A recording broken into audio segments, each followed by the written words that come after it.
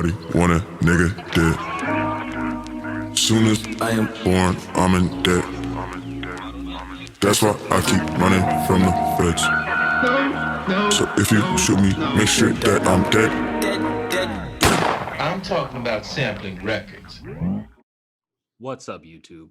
It's the Movie Detective, and I'm here to inspect, dissect, and give you an introspective look into the world of movies, anime, and TV.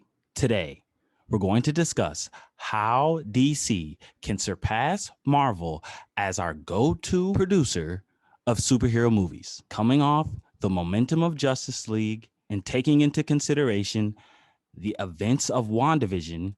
I feel like right now, DC is in a prime position to overtake Marvel as our go-to superhero movie producing studio. If they only do one thing, a very simple thing, a very easy thing, listen to the fans. I feel like right now, DC is in a position in which it's never been in. They have the momentum to dethrone Marvel as the fan favorite. And all they have to do is listen to the fans.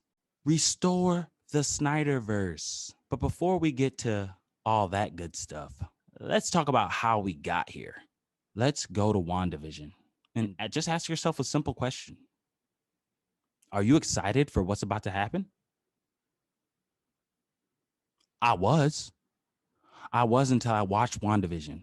And let me tell you, WandaVision wasn't bad. So this isn't a, oh, WandaVision sucks video. No, WandaVision was pretty well made. It was produced very well. It had a good storyline for WandaVision. But that's not what I'm talking about. It was good in a vacuum, but connected to the larger Marvel Cinematic Universe, doesn't foot the bill. And we should have known. And there's a reason for that. And the reason for that was revealed in an interview. So there was an interview with the head executive at Marvel Studios, that's Kevin Feige, leading up to the finale of WandaVision, where he was asked a series of questions concerning the mandatory viewing of WandaVision. So when asked if WandaVision will be a mandatory viewing in order to understand the movies, Kevin Feige replied with this: "We are trying to make stories unfold in a way that if you are following along and have seen what has preceded it, you'll be right up to speed.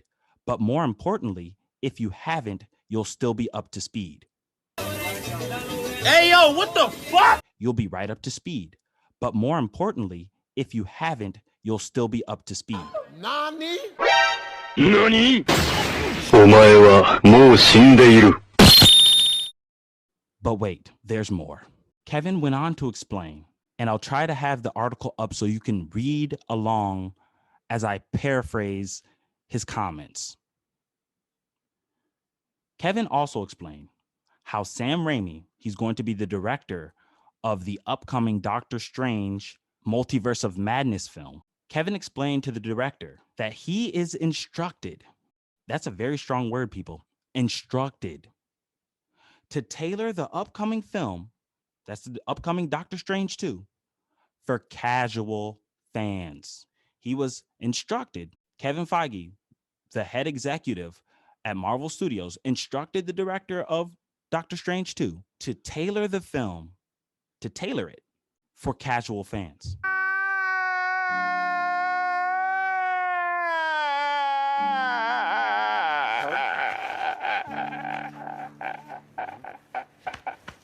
No, God, please, no, no, no. This is very alarming for multiple reasons. But before I get into why this is so alarming, let's actually hear what Kevin Feige has to say. Because trust me, people, it gets even worse. It's bad already.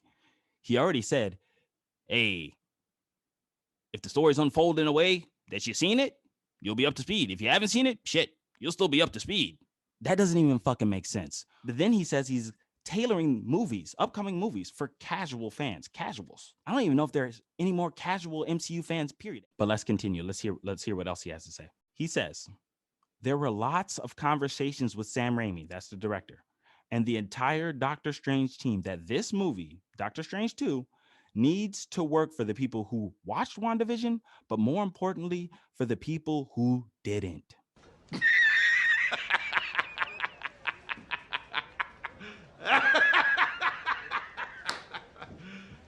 You serious? Okay, let's dive into this because I have a lot to say about it. Kevin Feige essentially just said, you don't have to watch WandaVision in order to understand what's about to happen next. Now, we are all invested in the long plan storyline of Marvel. We care about what's happening next. So if you're making these one-off TV shows, I'm sorry, not a lot of people are going to care about them because we want them to all connect. If it's disjointed or disconnected, then why did I just waste my time watching it if I'm not going to have to watch it in order to understand what's happening next? I feel like WandaVision is largely a waste of time, and I know exactly how they're going to catch us up. Just similar to the way they did in WandaVision. They had those forced lines through side characters like Darcy and Detective Wu that basically gave you recaps of what was happening in previous Marvel films. So like if you hadn't seen Endgame and you hadn't seen Infinity War, if you hadn't seen Age of Ultron, they were there to catch you up vis-a-vis the dialogue. Now, if that happens in Doctor Strange 2, which it sounds like that's exactly what Kevin Feige sat down with Sam Raimi to discuss. Hey, we're going to tailor this and we have to throw in simple lines for the casual fans so they can understand and follow it. Basically, they're going to be holding the hands of less committed viewers. So basically, everything in WandaVision is not going to be required for you to understand what's going to be happening in Doctor Strange 2. I get it. Everyone needs to be able to watch the movie and understand the movie, and the movie needs to stand on its own and not rely on other movies in order to tell the story. I get that. That's fine. But to treat WandaVision, something we all pay for, by the way. I was paying by the month to view this WandaVision. I would not have Disney Plus but for WandaVision or but for the upcoming MCU movies. Now I'm thinking about canceling because I realize these movies or these TV shows don't matter to the overall arching story in the MCU. And that's the only thing that we really care about. The second reason why this is so detrimental to the upcoming Doctor Strange film is we know what happened last time. Studio directors and executives and studio heads in suits tried to interfere with Sam Raimi's projects.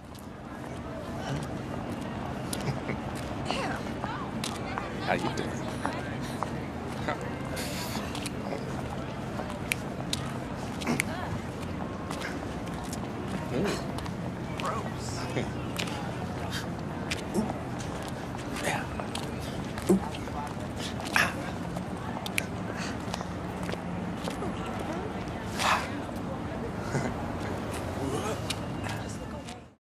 We got Spider-Man 3, and that shit fucking sucks. It's terrible. And there's a good movie in there, but it's all sloppy. It's all over the place. It's stuff shoehorned in from the studio executives. The studio executives had conversations with Sam Raimi about what he needs to do with the film, similar to what Kevin Feige just did. And if we have seen anything in the past, is that you just need to let these filmmakers make the movie they want to make. This is what Kevin Feige should have said. He should have sat down with Sam Raimi and said, hey, we need you to come make Doctor Strange 2. And Kevin should have said, hey, we just want you to make the best movie you can make. Make the best movie you can make it for the fans. Because deep down in Sam Raimi's heart, he's a fan. And that's why he's a good director. And that's why I'm not truly worried about Doctor Strange, the sequel. But at the same time, we've seen what happens when there's too many cooks in the kitchen, as Zack Snyder. There's you did one version of the movie and now you're doing a second version that has more of your ideas in it. And that way it's not, because I just don't know that the theatrical version of the movie is, I don't know what that is. So Zack Snyder's Justice League in his original vision was an amazing movie. So Kevin needs to take some notes from that Zack Snyder situation and realize, hey, just let the directors fucking direct and let the artists create. And you just sit back, relax, and watch how all this stuff connects. So I feel like Marvel is making a huge mistake here. They're starting to turn into what DC used to be. Hey, we got to tailor these movies for the casual fans so they understand it. We can't throw all this stuff at them. because they won't understand it. They won't know where it's coming from. If Kevin Feige would have been bold enough to have WandaVision be something that you must see in order to understand the larger story of the MCU, more things would have happened. We wouldn't have had Evan Peters' Quicksilver reduced down to a dick joke. But that's classic Marvel. And that makes me scared, not only for Doctor Strange, but for Ant-Man 3. That's going to have Kang the Conqueror, one of the best Marvel villains that you can ever have. He's going to be in Ant-Man 3. And you know what I'm scared of? I'm scared Kevin Feige and the Marvel crew are going to turn Kang the Conqueror into a joke. He's going to be the oldest fart in the universe. Kang the Conqueror. When God farted, he created Kang the Conqueror. That's literally a Marvel movie storyline. Okay. I would not be shocked if it's, and you know what? Marvel always does this. They always reduce important storylines or important characters down to jokes, just like what they did with Nick Fury and how he lost his eye. It got reduced down to a joke. And if you don't think Kang the Conqueror can be reduced down to a fart joke, look at what they did with the Mandarin. You remember him? Remember Iron Man 3? I remember.